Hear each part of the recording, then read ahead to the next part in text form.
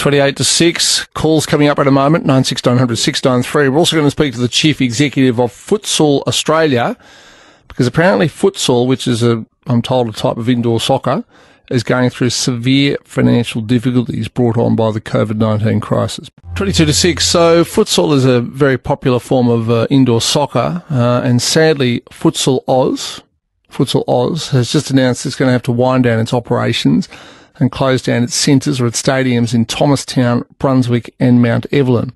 Our next guest is the founder and CEO of Futsal Oz, Peter Parthimos. Good evening. Good evening. Thank you, Tom.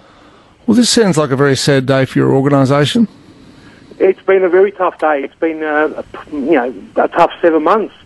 Uncertainty and, really realistically, the community's, I'd say, has been in limbo. No one knows where we're going. There's no a light at the end of the tunnel. So yeah, it's been tough.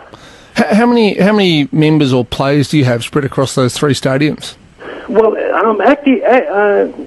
we'd say about 5,000 members active at any one time. Right. But over the course of a year, you could get up to 15,000 members coming in and out. Righto, and obviously in the last, seven months now, I mean, you've had no one playing at all, have you? No one, not at all. They pretty much in the lockdowns. We can't even go to the stadiums, even for little things. So, yeah, they've been, collecting dust. So what's going to happen? It's very tough. Every month we're accumulating, a significant amount of bills. When that is, even the 50% that's come from the, the advice come from the federal government. 50% of it's got to be paid, and 50%'s got to be waived. And you still got to pay your outgoings, and of course you've got your general business overhead. That keep on coming through. So each month we're collecting tens of thousands of dollars, which have to be paid sometime down the track. And when you haven't got a light at the end of the tunnel, it's 7 months now. Indoor sports don't look like it might return for another 7 months. We're talking a massive amount of money that could never be paid off. Really, we got game fees that are roughly $90 a game. When you look at the figures, you have to have a game fee for about $300 to pay it off, which it's completely unrealistic. Yeah, let's just say the Premier announced that all indoor sport will come back in, say, mid-November, so 1.5 months. Do you reckon if you knew that was certain, you could sort of hang on? Well, of course, because then you could plan around that. But with uncertainty, and the thing is, we're getting pressure from the landlords. Now, I'm not having a crack at the landlords. They're following directives from the federal government. They've told them, listen, your advice is we'll back you up. You just ask for 50%. Now, that's okay if you're trading, I think, to some degree. We're making zero income over the 7 months, and indoor sports in general is making zero income. So this blanket approach, it's not one size doesn't fit all, and that's what's crippling, communities. We're talking about communities, people. A lot of these people haven't got anyone. This is their love. They look forward to this. So yeah, it's a tough situation. Do you think the government sort of understands this? Do you reckon they're aware of what's happening to organisations like yours?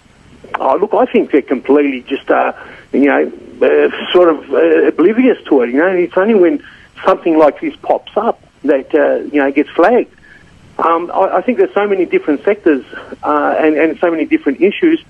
I think they're just trying to put out the fire, as they pop up. So, I can't answer that, but at the end of the day, this is really impacting lives in, very negative ways. And, the indoor sport, and especially sport in general, has been put on the back burner, and there's no light at the end of the tunnel to put a plane in. I mean, you're the founder of this organisation, of Futsal Oz. What will it mean to you or for you if you have to shut it down? Well, look, we have to make a decision, and we've made that decision based on the fact that we want to come out the other side, with a heartbeat. If we kick the can down the street, there is no way we will be able to survive, with these amazing, these fees that are being mounted on top of our business. It will never work. So for us, we've got to take a swift and decisive action right now and say, hey, listen, enough's enough. We need to get out. Obviously we're in a state of disaster and a state of emergency, so we need to get out of these, outdated agreements, because these agreements now are completely outdated. Yeah, and of course you can't keep incurring further debt, which could be on you if things, if the debt gets too big. You could lose your house or something, couldn't you? That's exactly what we're trying to avoid. We're trying to avoid a triple catastrophe. Yeah. Well, tell me, Martin Pakula has obviously got a bit on his plate right now, but he is also the Minister for Sport. Have you tried to get in contact with his office? We've written letters. I reckon my office has written letters to anyone we can write a letter to, and I'm pretty sure we have written a letter. But I'm willing to talk more about it. I know people need to know that our communities are eroding right in front of our eyes. And what you, just so I'm clear, Peter, what you need is certainty. So if you know that, say, I don't know, I have to look up the dates. Let's just say it's November the 10th, for example. So in about 6 weeks' time, if you knew that on November the 10th you could reopen your doors and it would be relatively unrestricted. So November the 9th, which is a Monday, yep. you could plan around that and things would be okay. It's because you don't have a firm date and you can't keep incurring debts. That's the real problem.